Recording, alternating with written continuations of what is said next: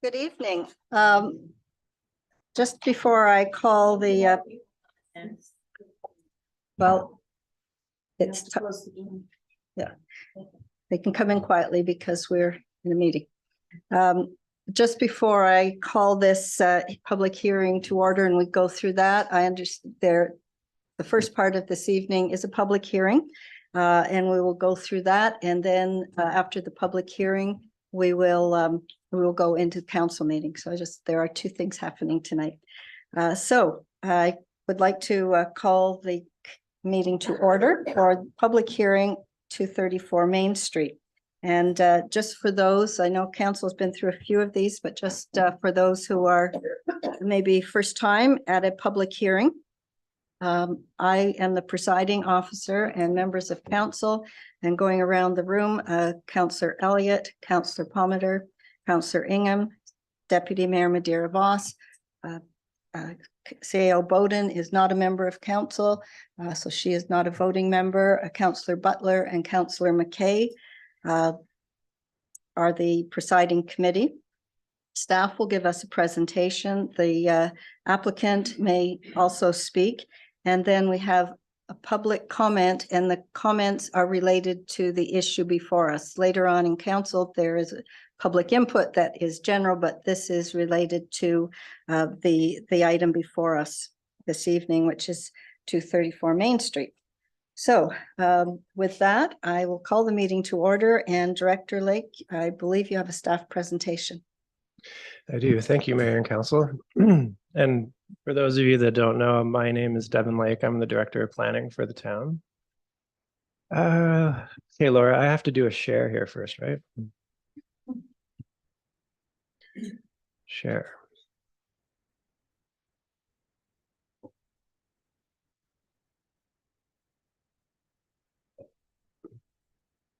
Good?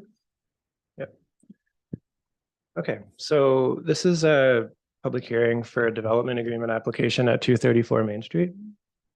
This type of process is quite lengthy often, and it starts with a public information meeting. This type of file on Main Street that's in our design guidelines area also goes to a design review committee, which is a committee that advises staff on particular issues around building design. We then formulate a staff report and it goes to the planning advisory committee, comes to council for initial consideration at committee of the whole. And the recommendation from committee of the whole is often to pull this forward to a public hearing. So we're here tonight. I'm going to do a very brief overview of this. There is a number of reports in the public hearing package. So I'm just going to really high level go over this. So this is just the motion to move this file to a public hearing, and there was also a positive recommendation received from our planning advisory committee, and no major issues identified when we took this through the design review. So 234 Main Street is just outside of the downtown core along what I would consider East Main Street. So going east towards Grand Pre. You can see an aerial photo of the site and another shot of standing on Main Street looking at the existing smaller home that's there. So there has been some updated drawings at a conceptual level that have been developed just to respond to some of the comments that were provided as we've moved through this process. So this is a 10-unit development proposal. It is a unique proposal in that there's a number of families that are going in on this proposal together. And I should have said earlier, but the project architect is here. He will help answer some questions later. He's standing here. He's sitting here in the front row. Yeah. You designed this building, Joe? So this is just a shot of the proposal from Main Street, looking almost straight at the building, just sort of slightly to the east. So there hasn't been that much additional development over the drawings that have been shown earlier. There is some indication of having a bit more of a front porch feature that was brought up. There was landscaping materiality that people were talking about, and the architect has moved some of those issues forward. This is a shot standing essentially on the Harvest Moon Trail. So looking looking to the south, looking at the rear of the building, essentially. So you can see there has been more development on these than council have seen previously. Essentially, it is the same as what we've seen. So these were the previous drawings, just to remind people more at the concept level. So some of this is a natural progression from what you've seen previously. This is the elevation if you're standing on Main Street looking east. So you can see the underground parking that's being provided, and there's also some guest parking. I know that was a question that came up before. I think this is the last sort of detail, but there is a landscape plan here showing intent. We would require a landscape architect to get involved in this project once we're at the time of a development permit. So this would be developed further. But certainly this is significant progress from what we've seen to date on this file. So just as far as the policy review, the documents that we've submitted, the reports go into great detail of this, but this proposal is consistent with our municipal planning strategy, which is the primary test when we're dealing with these development agreements. There is a timing amendment that we're being requested to consider by the applicant. And this is really, so the existing draft development agreement talks about a 3-year timeline. And we're suggesting that we extend that out to 5 years, just with some of the realities around the construction economy, but also just the amount of time to move from this level of detail to a building permit, to securing a contractor, to the build itself. If you extrapolate that out, you're probably pushing a little past 3 years. So we probably should have put 5 years in initially. So I just want to flag that. And that's reflected in the motion that will come to council later in the meeting. So that's all from staff perspective. I'll hand it back to you, Madam Chair. Director Lake, members of council, do you have any questions for Director Lake on his presentation? These are questions, not comments. Councillor Palmer? I think, thank you, Mayor Donovan. Director Lake, I think last time we talked about what the siding was going to be. What is the, I don't know if we had a clear answer. What is the siding? I'm going to leave some of these answers to Michael. Just You can hold that one. Yeah. And if you have detailed building questions, I'd say it's best answered by the applicant's architect. we will have a chance to speak to the architect, Deputy Mayor. Thank you. Director Lee, there was a change, I believe, to the south side from the previous drawings. Was there balconies or something added?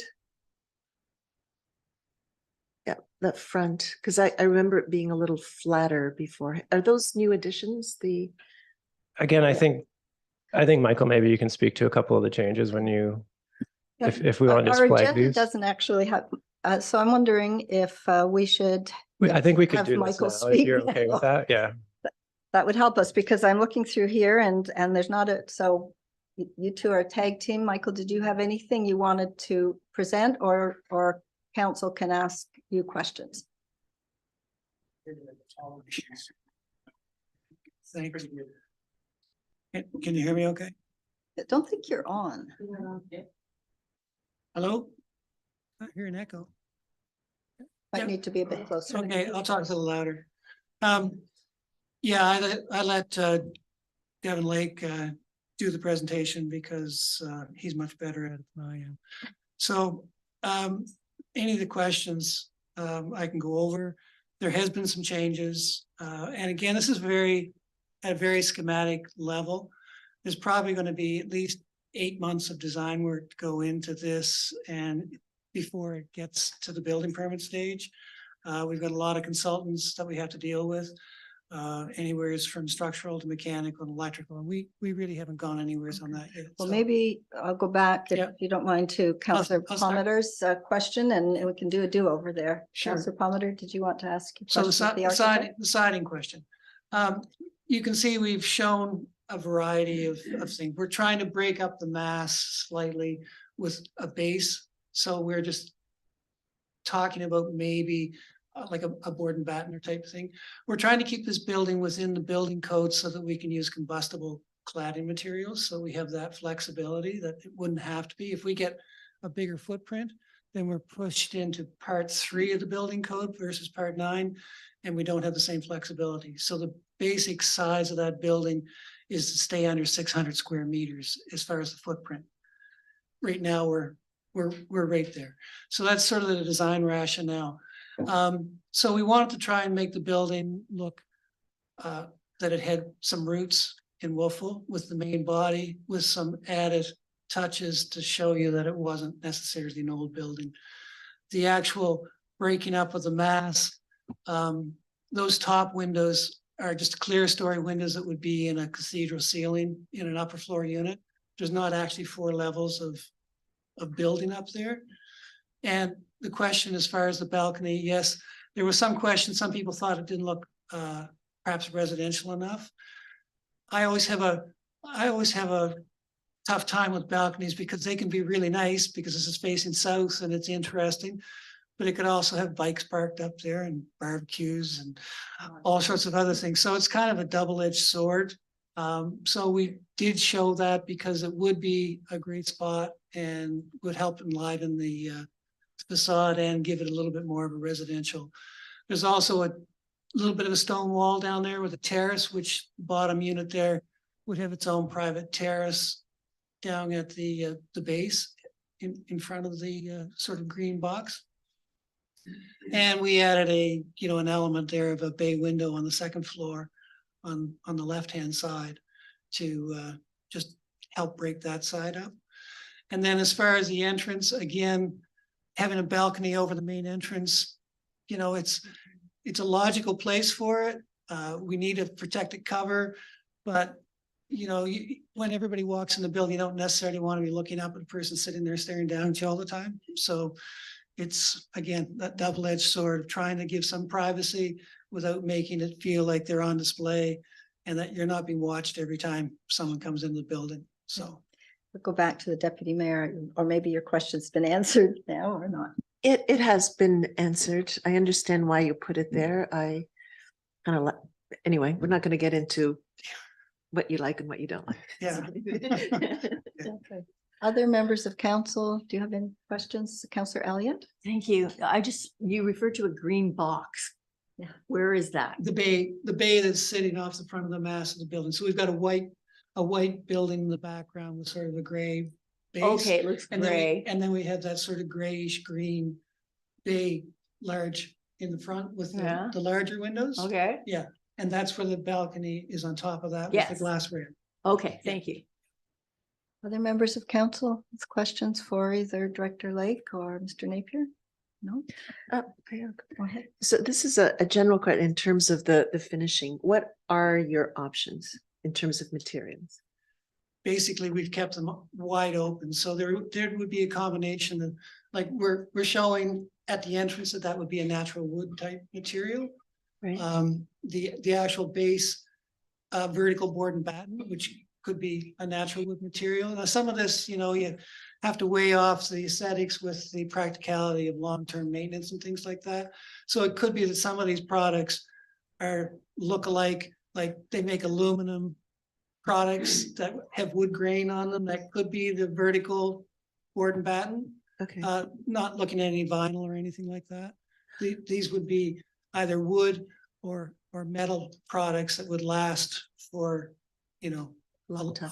quite So a while. you're not looking at stucco or anything like that? No, the box on the front, I sort of shouldn't say that because it kind of sounds, anyways. The bay window on the front would have a panelized, some sort of, that's what we're showing now, which that could be anything from a high performance fiber cement to an aluminum composite panel, Okay. which just to give it that slight different feel from the rest of the building. Okay. And that carries around on the rear elevation too. There was one element that picked up on that. So, Okay. Thank you. yeah. Thank you again, members of council. Director Lake, is there anything else you would like to add? No, I'm good from here. Okay, all right, we will now go to public comment. Again, this is public comment related to this project, this initiative. And if you'd like to come to the mic, please provide your name and address. You are limited to 5 minutes for your comments related to this project. Yes, sir. Hello, good evening. My name is Kevin Van Niekerk, and I live at 249 Main Street, which is a property that I built under a development agreement with this lovely town. Given that I'm 100 meters away from this proposal, I thought I'd come and have a look, and I've been following the plans online. My input here would be to please reconsider the front aspect that faces Main Street quite strongly. I think it's got as many windows as a Victorian prison would have, many, many, many windows, yet the back of the building is stunning. It's beautiful. They've done a very, very good job, as you would see it from the trail. I think the front doesn't do it justice.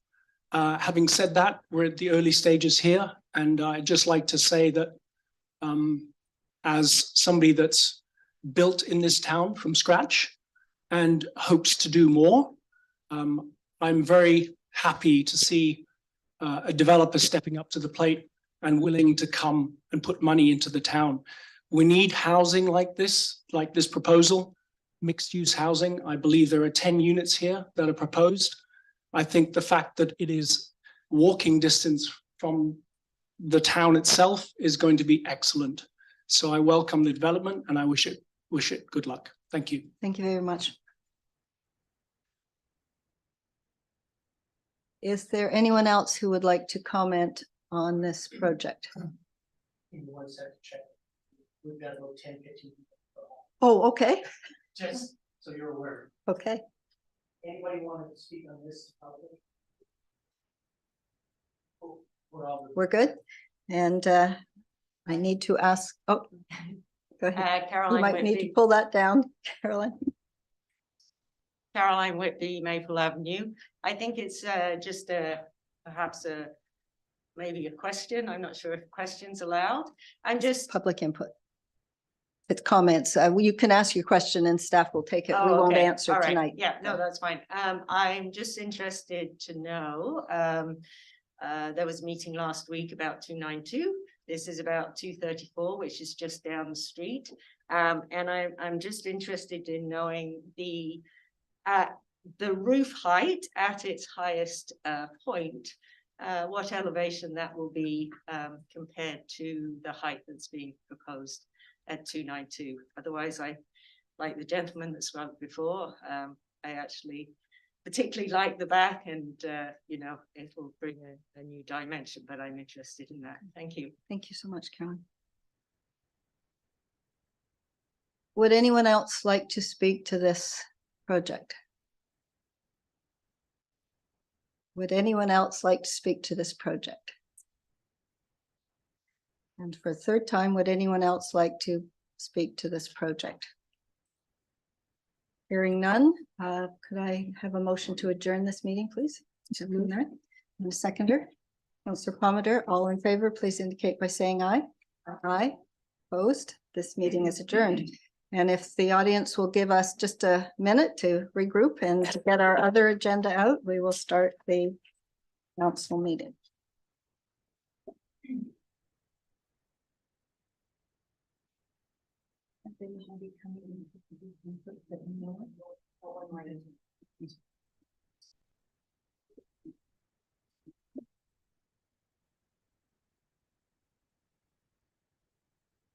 But anybody who wants to leave from the other meeting may do so. And there's a few chairs freed up in this room.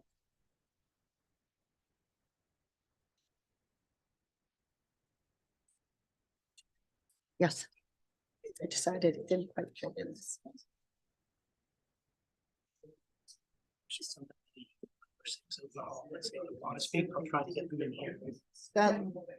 Wondering if there's some staff chairs or even if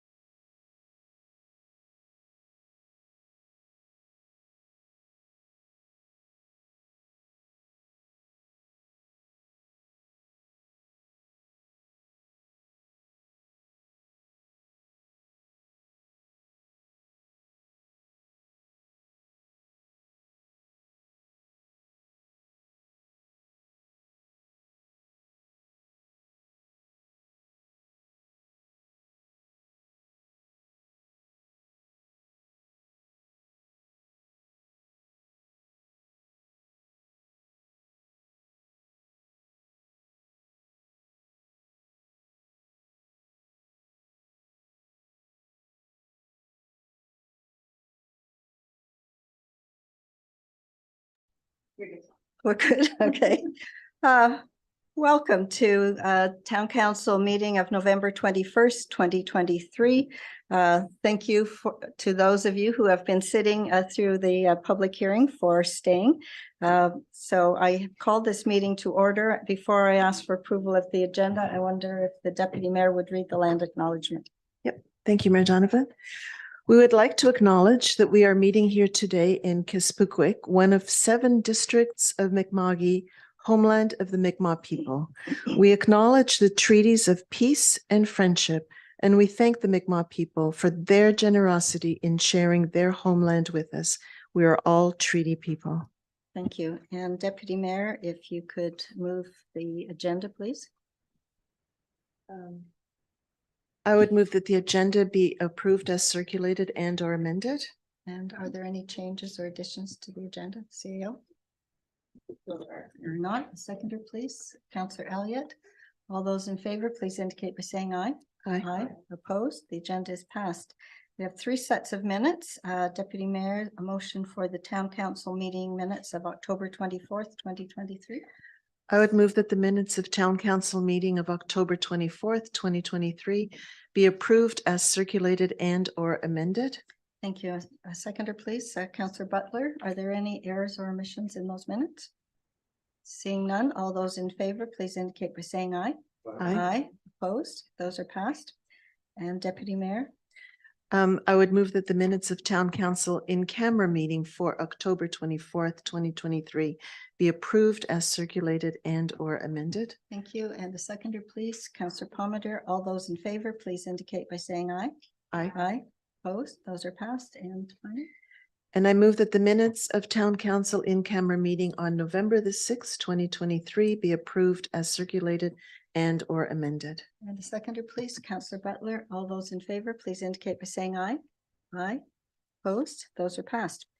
I do have some comments and then I will be reading a statement. And before we go into public input. Well, first of all, it's been a busy start to this festive season already. I attended a truly lovely Diwali ceremony or event at the Lions Hall on November 10th. I was exhausted coming home from a conference, but I was so happy that I attended. It was a lovely event. And I want to also thank the Wolfville Legion for their organization of the Remembrance Day ceremony.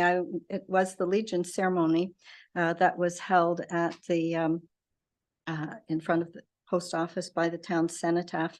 And then just last Sunday, we had an amazing unveiling of the Coville Wall, and that was so 3 wonderful things that happened in the past. And I hope all of council is looking forward to our Night of Lights on Saturday, the 25th. I know that you are. I would like to read a statement.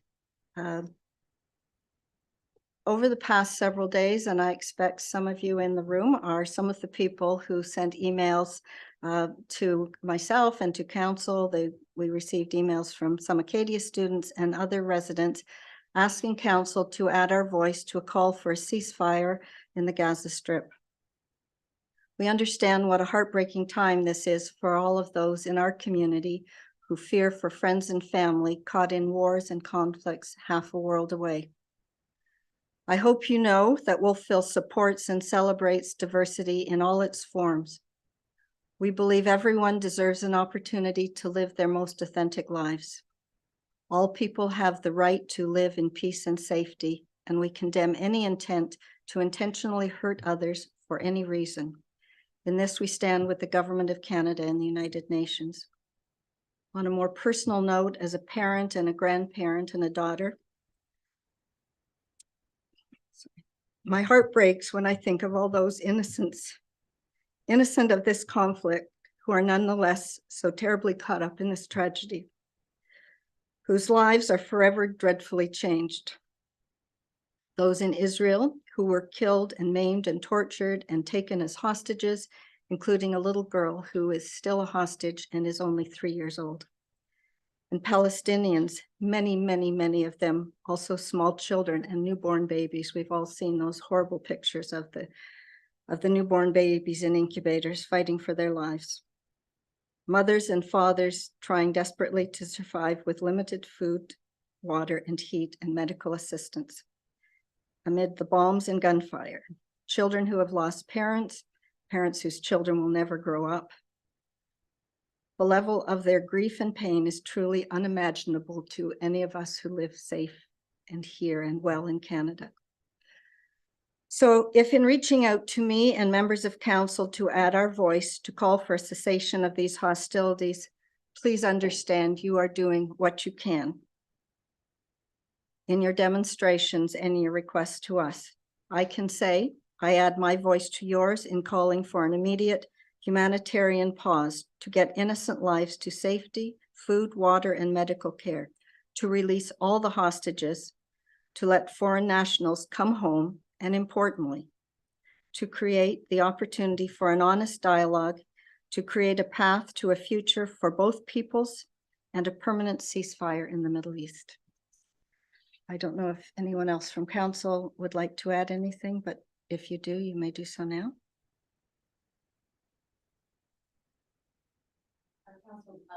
Councillor McKay, if you would like to speak, please put your right hand. Sorry, it's been an emotional day. We just wanted to know, your council, your town council, we hear you, we see you, we hope for peace for all, and we would like to take a moment of thoughtfulness and silence.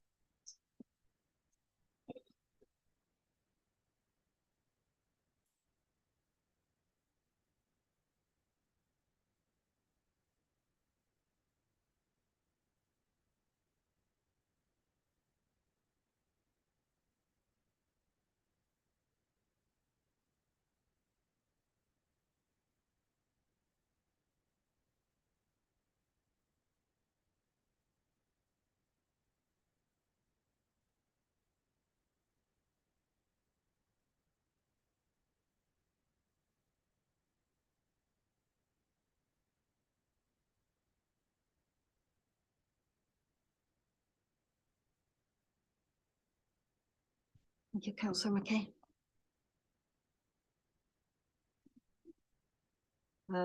This is an opportunity now for public input. If there is anyone in the audience who wishes to speak to council on any matter, please come up to the mic and state your name.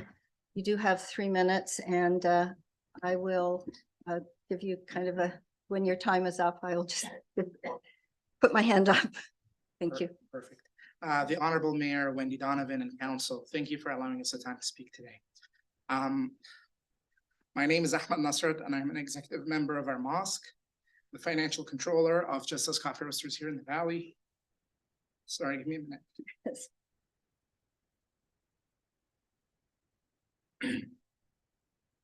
And the local businessman here owning the Gingerbread House in Wolfville. I'm one of the many that sent an email a few days ago regarding the current humanitarian crisis in Gaza. On November 8th, Amnesty International Canada issued an open letter to Prime Minister Justin Trudeau, calling for the Canadian government to support an immediate ceasefire. An immediate ceasefire would give hospitals an opportunity to receive life-saving medicines, water, and equipment, as well as repair to the damaged wards that they need to treat the wounded. There's no functional hospitals right now in Gaza. An immediate ceasefire is the most effective way to protect civilians and prevent further civilian death by safely delivering necessities. Amnesty International has also documented damning evidence of war crimes by Israeli forces in their subsequent Gaza offensive, including indiscriminate attacks, collective punishment that has resulted in mass civilian casualties, wiped out entire families, and destroyed residential neighborhoods. The call for a ceasefire is widely embraced by the United Nations, civil society, human rights experts, including the UN agency working in Palestine, numerous UN special procedures, the UN Secretary General, and the UN High Commissioner for Human Rights. A week ago, Burnaby City Council was the first local government in Canada to pass a motion urging the federal government to call for a ceasefire in the Israel-Hamas war. Following this, regional municipality of Wood Buffalo in Alberta sent a letter urging Canada to push Israel for a ceasefire in Gaza. Toronto Mayor Olivia Chow spoke out and called for an immediate ceasefire amid the ongoing conflict in Israel and Gaza. Now more than 70 municipal politicians, the Canadian Union for Public Employees, the Ontario Federation of Labor have signed a statement asking the Canadian government for an immediate call for a ceasefire, supporting unrestricted access to humanitarian aid and secure the release for more than 200 Israeli hostages still in Hamas, still being held by Hamas. We are all here to ask this council and our mayor to make a motion to call for an immediate ceasefire and support unrestricted access to humanitarian aid. We also ask that you send a letter to the federal government supporting this. By doing this, each one of you will support the many people of the community who are deeply affected by this crisis. Put pressure on our federal government to change their position. Your voice could save lives, each one of you, your voice could save lives, men, women, and children of Palestine, and help release the hostages. Humanity must prevail. Every day we wait, 160 children die for the ceasefire. We can make a difference. Thank you. Thank you.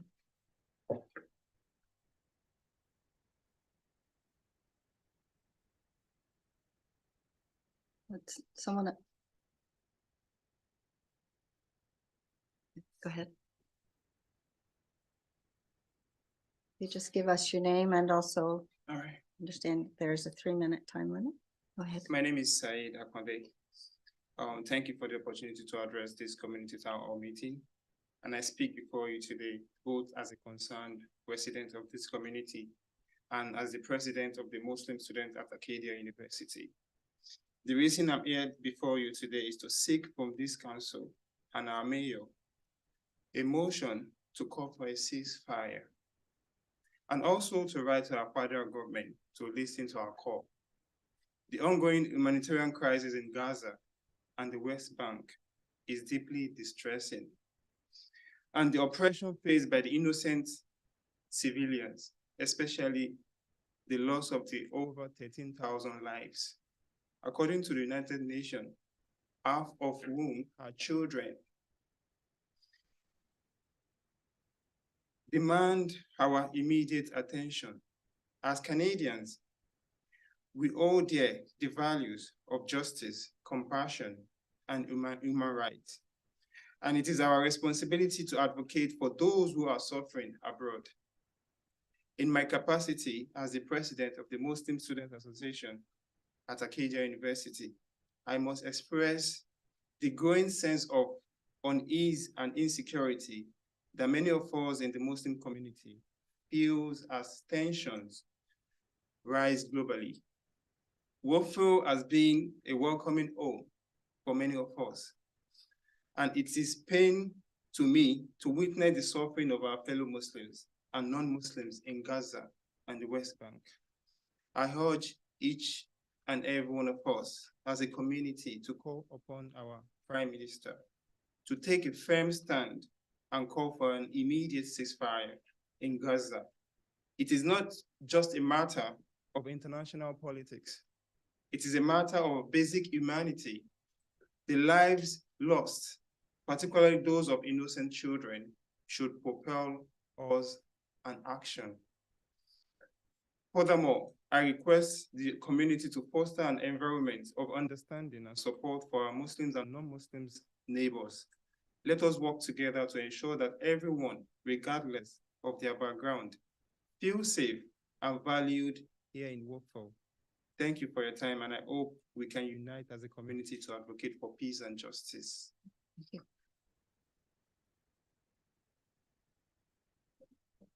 Is there anybody else? Mike, is there anybody outside the call who would like to speak? Thank you. If you just state your name and again, we'll keep it to about 3 minutes. Thank you. Thank you. I'm Go ahead. almost Heather Olive. Thank you for giving us the opportunity to speak today. As a member of this community, we cannot ignore the profound impact of the ongoing conflict in Gaza, especially on our neighbors, irrespective of their religious affiliations. Tragically, both Christian and Muslim children in Palestine have lost their lives, underscoring the urgent need for our city council to acknowledge and address their shared human toll. How many more children from diverse backgrounds must endure the devastating consequences of the conflict before our city council takes a decisive stance for peace? The numbers tell a somber tale, emphasizing the gravity of our call for a ceasefire. These children are not mere statistics. They represent our shared human toll and reminding us that repercussions of global conflicts touch the lives of our neighbors, friends, and community members. As we advocate for an immediate cessation of hostilities, can we let the staggering numbers galvanize our collective resolve to implore leaders at all levels to prioritize dialogue over destructions? How many more lives from all walks of life are we willing to witness being lost before we stand united against the ravage of war? In acknowledging the toll on both Christian and Muslim communities, our city council has the opportunity to stand as a beacon of inclusivity and peace, fostering an environment where the shared values of empathy and understanding guide our actions. This is a pivotal moment. The call for a ceasefire is not just a plea. It's a commitment to safeguard the lives of innocent children, regardless of the religious background, and to uphold the principle of humanity that binds us all together. How many more people do we want to see suffer and perish before our city council? As the representative voice of our community, there is a pivotal role in fostering understanding, empathy, and advocating for a ceasefire that resonates within the heartfelt concerns of our community members. Let us all envision a community that, through decisive actions of its leader, sends a powerful message, a message that rejects further loss of life and embraces universal value of compassion and humanity. Thank you for your time, Council. Thank you so much. Good evening, Joe Raffi. Thank you, councillors and mayor, for listening to our community, your community. I was probably 7 years old. No, 7 years before I was born. That was the creation of Israel. It's not long ago. I'm still here. This problem started 75 years ago. These people that you call Gaza, they were living in what's called Israel. They were pushed and they're pushed into an area geographically 350 square kilometers, maybe the size of Kings County. 2.3 million people live there. They're telling them to move here and move there, and they're getting bombed as they get them moved. Speak and understand the children. I was a child. I got bit by a dog. I laid on a table, maybe this big, and they operated on me without anesthesia. I see myself on that table. I see my father being ripped out of the room because no anesthesia. I got stitched. They cut my leg apart and they stitched it and they stretched it. I don't know why they didn't have anesthesia back then. I wasn't old enough to ask a question. But that trauma is still here.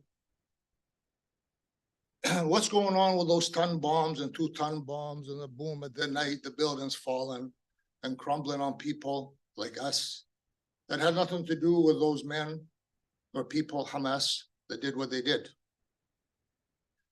And the response from Israel, they came in, they wiped out the kibbutz because they thought a lot of Hamas with it. So a lot of the firepower came from the other side. The loss of life is very tragic on both sides. 75 years ago, these people had a country. They had a passport. It's called Palestine. They had a home. They had their own passports. They had coins. They had buildings. They were civilization. Palestine's an old country that had a lot of history. It didn't begin 75 years ago. The trauma started 75 years ago. I can explain, I can talk hours about it, but I don't have hours. I'm asking kindly to speak for the children that are laying that table. The children that get stitched and there's no bed for them in the hospital. They're sleeping on the floors, on the street, with open wounds. They have no medicine. They're deprived of water. They're drinking seawater if they can get it. It is to deprive anybody of water in that heat. Now it's getting cold. The people that are living in tents and the rain and stuff that's coming is devastating to these poor people. They had nothing to do. An organization did what they did. The least we can do is these children, as they grow up, the ones that are seeing their mothers ripped apart, their legs, a father carrying his children, the father carrying his children in garbage bags, picked up the part. I'm very sorry. It's very tragic. I am hurt. I haven't slept. I have television. Anybody that want to come and watch and see what's really happening? Joe, thank you. The sanitized media here, Mayor, is sanitized and We- it's We hear you, censored we very hear you, much. Joe. Thank I you. really appreciate it. Thank you very much. For your time. Are there others who'd like to speak?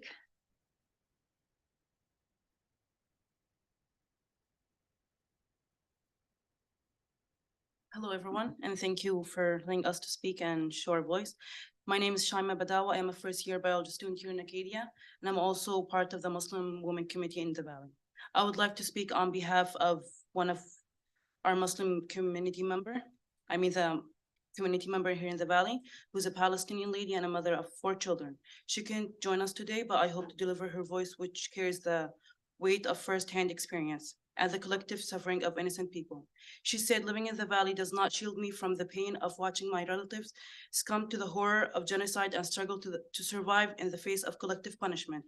Her parents' house has been bombed by Israeli airstrikes, and the neighborhood has been flattened on the head of people who were living in without pre-notification in Rafah and South Gaza, which is supposed to be the safe area that Israeli recommended Palestine fleeing to. She lost tens of her family members, including innocent children, in that attack, who are part of 1,000 innocent civilians have been killed within the last month, and most of the survivors are suffering from injuries or infection and facing severe human crisis due to the siege on Gaza. She lost more relatives when Israel bombed Al-Shafa hospital and Al Kuwait school. Those innocent civilians left their houses in northern Gaza, running from death, seeking shelter in the most safe places for people, which should be the shield of human rights.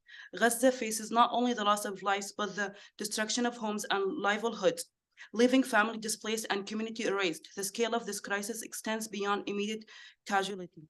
The broader impact on the society. The international response to this crisis is a decisive indicator to our commitment to human rights and justice, and an international humanitarian law must be upheld. The death toll and destruction demand unwavering commitment, a call for an immediate ceasefire, for the lifting of the blockade on Gaza, and a resolute effort to address the root cause of this crisis, which is oppression and occupation over 75 years. Our plea is not just for our community members' family, but for all families who are suffering. The world is watching, and history will judge our response, your response to this humanitarian holocaust. All we're asking for is a ceasefire. Thank you. Thank you so much.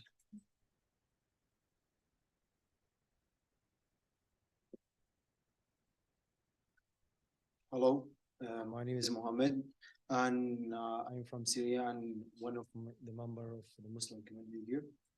And I start NSC school here in Nova Scotia Community College, and we started our business as a small farm here, and we hope everybody to live in peace. So what we're seeing here, it's a very horrific living, and I'm from Syria, so I have experienced that, and for 3 years. So we decide to immigrate to Jordan, and then after that we lived in Jordan for 3 years, and then we moved to Canada for sake of peace and safe life. But there is other part in the world, which is right now Gaza. They are under attack and bombing, killed a lot of people. So what I'm here to express my feeling, and I hope for ceasefire and for human aid, and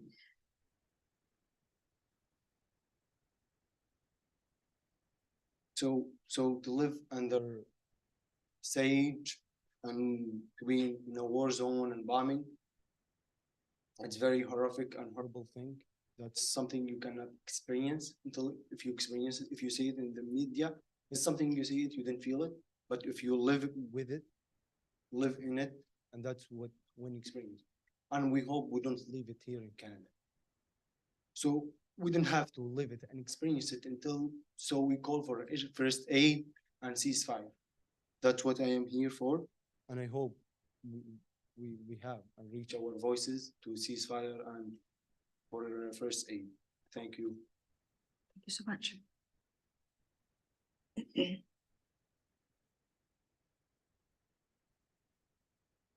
Right. Yes, sir. I'm a longtime resident of the area. My name is Frank Harris. I myself am, as I see faces around here, probably my ancestors are settlers here. And one of the things I've found deeply concerning often as I grew up learning about what happened to our indigenous people here by my ancestors, I always said, well, when I see that happening elsewhere, I want to step up. And I always hear us making land acknowledgements, but I find often they're kind of empty. Because when we see things like this happening, I find a silence falls on people of my complexion. We go quiet and we don't stand up. I'm not a Muslim, I'm not a Christian, I'm not a Jew, but I am a human. And when I see something as tragic as this going on, the only thing I can think of is we need to call a ceasefire. And yet I continuously hear our politicians say one thing. They dance around the topic. They'll talk about humanitarian corridors when the only real action is ceasefire. The average age of the over 10,000 people who have died is 5 years old. And when we examine the actual activities that are going on, Israel is breaking the law. And yet we continue to ignore the UN, ignore Amnesty International, ignore all the third-party organizations that are saying this needs to stop. And yet our own country, I'm actually ashamed of our liberal government because they do not say a ceasefire now. So I myself, as a citizen who said to myself as a child growing up, I would never allow this to happen to an indigenous population elsewhere. I have to stand up and say, we need to call for a ceasefire. There's nothing else that can be called for. Anything else, in my opinion, is cowardice. Anyways. Thank you. Would anybody else like to speak on? Yes, ma'am. Hello, Mayor Wendy Donovan and the esteemed council members. My name is Sadie Beaton. I make my home here in Wolfville with my family, alongside people who've moved here from many places, including Palestine. Part of the reason I live here is because the town has staked its reputation on being a progressive, safe place for peace-loving people. And from what I'm learning, has a long tradition actually of standing for justice and against the machinations of war. But of course, there can be no real peace here in Wolfville when there's a lack of justice elsewhere. The Israeli government appears to be committed to a relentless siege upon the unlawful blockade of the Gaza Strip. The civilian death toll has risen above 12,000 Palestinians, over 5,000 of which are children. As Frank mentioned, the median age of the people who have died in Palestine is 5 years old. There are also 1,200 Israeli deaths and hostages still held by both Israel and Hamas. Every day that a ceasefire is not called, hundreds die. I think 160 children is the average number each day. Every day, the work of Palestinians to rebuild their precious lives in Palestine becomes more difficult. The violence against Palestinians is only escalating, spreading outwards beyond their unjust borders to the West Bank, even to Lebanon and Syria. Far too many families in the valley have lost loved ones, as we've heard tonight, in this illegal war, and or know people who are still stuck in Gaza. Many Wolfville residents, like me, have been expressing our horror at the complicity of our governments in these unfolding war crimes, whether it's in letters, whether it's in phone calls, or showing up at the park or on the streets. I've been hearing that municipalities across Canada, mayors across Canada, including Toronto and Saskatoon, but also smaller municipalities in British Columbia and Alberta, are rising up to honor the suffering and the worry of their constituents. They're using their voices to urge the federal government to call for a full and immediate ceasefire. So I'm here with many others to ask Wolfville to reconsider passing a motion to call for a full, immediate ceasefire, not a humanitarian pause, not a humanitarian corridor, but a full, immediate ceasefire. I would encourage all councillors to join in support for its passage. Thank you. Thanks for your time. Someone else like to speak? Anybody out in the hall mic? I'll ask one more time. Would anybody else like to speak? All right, thank you. This has certainly not right. This has been in our attention as long as it has been in yours, so it's not fair. But as a council, this started to come to us with a request just over the weekend. Please understand that as a municipal council, one of our discussions was this is, and if you may not, I'm sure this will not fall well on many ears. This is not our jurisdiction. And so that has been a discussion informally around this table. And we have just begun discussing this in seriousness really in the last couple of days, and only moments before some of you came in, we came into this to this chamber. I am going to, I will commit to you that I personally will write, but I will write. I do not, I am the mayor and the mayor speaks for council, but the council has not given me direction to speak on behalf of council at this point. I'm going to ask for your understanding that we have not had a chance to have a discussion. I'm going to ask my council, not right now, to have a discussion, and that will happen in the short term. Please understand the parameters around a council in this province and in this town. I'm not going to put any councillor on the spot because they have not had enough time to think about this. I commit to you that I will write a letter. Members of council may write a letter. I also commit to you that we will have further discussion on this. Thank you for coming. You are welcome to stay, but I'm going to clear the council chamber for 5 minutes as we regroup, and then you're welcome to come back in. I wonder if you would turn the Zoom, and I would ask staff to leave as well. I'd like the CAO